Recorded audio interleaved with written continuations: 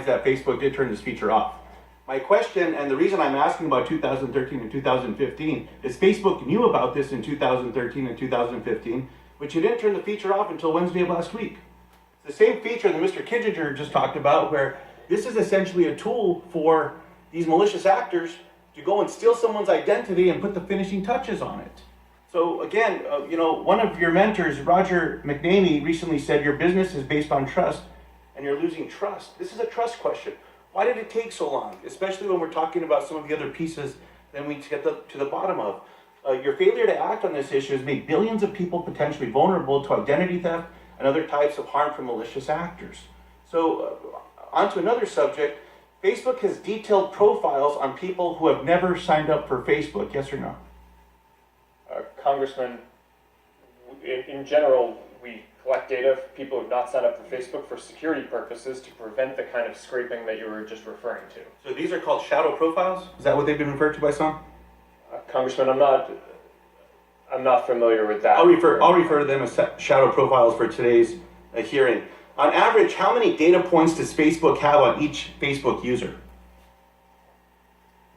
I do not know off the top of my head. So the average for non-Facebook platforms is 1,500. It's been reported that Facebook has as many as 29,000 data points for an average Facebook user. Do you know how many points of data that Facebook has on the average non-Facebook user? Congressman, I do not off the top of my head, but I can have our team get back to you afterwards. I appreciate that. It's been admitted by Facebook that you do collect data points on non-average users. So my question is, can someone who does not have a Facebook account opt out of Facebook's involuntary data collection? Nope. Congressman, anyone can turn off and opt out of any data collection for ads, whether they use our services or not. But in order to prevent people from scraping public information, which again, the search feature that you brought up only showed public information, people's names and profiles and things that they've made public, but nonetheless, we don't want people aggregating even public information. But so block that. So we need to know when someone is trying to repeatedly access our services. If I may, Mr. Zuckerberg, I'm about out of time. It may surprise you that we've not talked about this a lot today.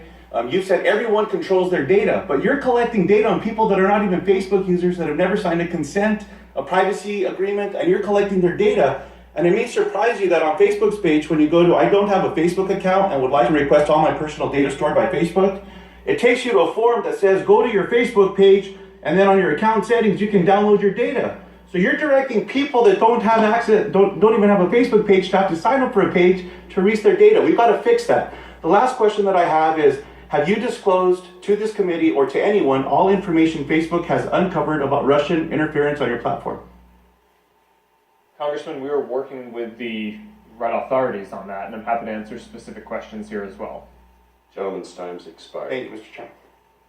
Chair now recognizes the gentleman from Virginia, Mr. Griffith, for 4 minutes. Thank you very much, Mr. Chairman. Appreciate you being here. Let me state up front that I share the privacy concerns that you've heard from a lot of us, and I appreciate your statements and willingness to help us figure out a solution that's good for the American people. So I appreciate that. Secondly, I have to say that it's my understanding that yesterday Senator Shelley Moore Capito, my friend in my neighboring state of West Virginia, asked you about Facebook's plans with rural broadband, and you agreed to share that information with her at some point in time, get her up to date and up to speed. I was excited to hear that you were excited about that and passionate about it.